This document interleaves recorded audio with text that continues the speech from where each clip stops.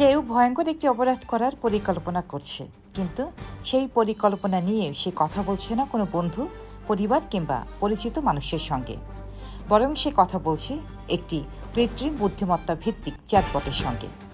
শুনতে যেন সিনেমার গল্প মনে হলো, বাস্তবে ঠিক এমন ঘটনাই ঘটেছে যুক্তরাষ্ট্রের ফ্লোরিডায়। আর এই ঘটনাকে ঘিরে এখন শুরু হয়েছে তীব্র বিতর্ক।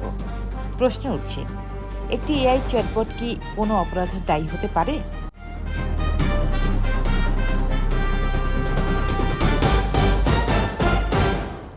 গত বছর যুক্তরাষ্ট্রের ফ্লোরিডা স্টেট ইউনিভার্সিটি ক্যাম্পাসে ভয়াবহ গুলি চালানোর ঘটনা ঘটে।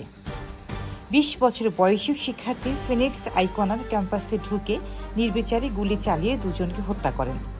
আহত হন আরও ৬ জন। পরে তদন্তে উঠে আসে চাঞ্চল্যকর তথ্য। হামলার আগে আইকনার চ্যাটজিপিটির কাছে জানতে চেয়েছিলেন তার হামলার জন্য কোন অস্ত্র সবচেয়ে কার্যকর হবে, কোন ধরনের গুলি বেশি প্রাণঘাতী এবং কোথায় হামলা চালালে সবচেয়ে বেশি হতাহতের ঘটনা ঘটতে পারে। তদন্ত কর্মকর্তারা জানান, চ্যাটজিপিটি এসব প্রশ্নের উত্তরও দিয়েছিল। আর এখান থেকে শুরু হয় নতুন বিতর্ক।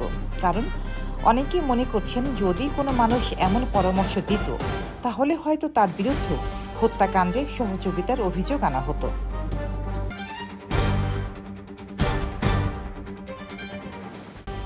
এই ঘটনার পর ফ্লোরিডার অ্যাটর্নি জেনারেল জেমস উথমিয়ার ওপেন এআইয়ের বিরুদ্ধে ফৌজদারি তদন্ত শুরুর ঘোষণা দেন। তিনি বলেন, যদি স্ক্রিনের অন্য পাশে কোনো মানুষ থাকতো, তাহলে আমরা তার বিরুদ্ধে হত্যার অভিযোগ আনতাম। তবে তার এই মন্তব্যের পর বিষয়টি আরও আলোচনায় আসে। এর মধ্যে ফ্লোরিডায় ঘটে আরেকটি ভয়াবহ ঘটনা।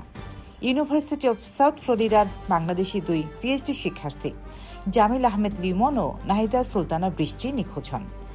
পরে তাদের ক্ষত বিক্ষত মরদেহ উদ্ধার করে পুলিশ। এই ঘটনায় সন্দেহভাজন হিসেবে গ্রেপ্তার করা হয় হিশাম আবু খরবে নামের এক সাবেক শিক্ষার্থীকে, যিনি লিমনের রুমমেট ছিলেন। তদন্তে জানা যায়, হত্যাকাণ্ডের আগে আবু খরবে চ্যাটজিপিটির কাছে মরদেহ গোপন করার নানা উপায় জানতে চেয়েছিলেন। কিভাবে মরদেহ কালো পলিথিনে ভরে ডাস্টবিনে ফেলা যায়, কিভাবে প্রমাণ লুকানো সম্ভব, এসব নিয়ে প্রশ্ন করেছিলেন তিনি।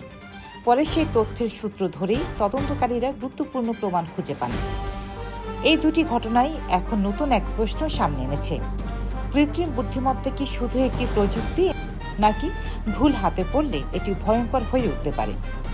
বিশেষজ্ঞরা বলছেন, বিষয়টি আইনগতভাবে অত্যন্ত জটিল। কারণ অতীতে বড় বড় কর্পোরেট প্রতিষ্ঠান বিভিন্ন অপরাধে দোষী সাব্যস্ত হয়েছে।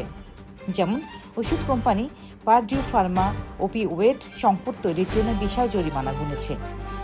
গাড়ি নির্মাতা ফক্সভ্যাগেন নির্গমন পরীক্ষায় প্রতারণার দায়ে অভিযুক্ত হয়েছিল, কিন্তু সেসব ঘটনায় সিদ্ধান্ত নিয়েছিল মানুষ। কিন্তু এখানে এআইয়ের ঘটনা আলাদা। কারণ এখানে কোনো মানুষ সরাসরি নির্দেশ দিচ্ছে না, বরং একটি কৃত্রিম বুদ্ধিমত্তা ব্যবহারকারীর প্রশ্নের উত্তর দিচ্ছে। আর সেটাই আইন বিশেষজ্ঞদের জন্য নতুন চ্যালেঞ্জ তৈরি করেছে।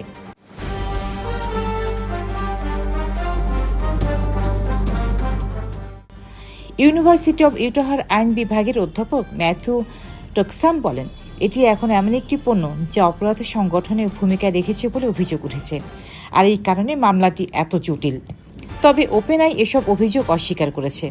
কোম্পানিটি জানিয়েছে, চ্যাটজিপিটি কোনো হামলার জন্য দায়ী নয়। তারা আরও বলেছে, ক্ষতিকর ব্যবহার ঠেকাতে নিরাপত্তা ব্যবস্থা আরও শক্তিশালী করার কাজ চলছে।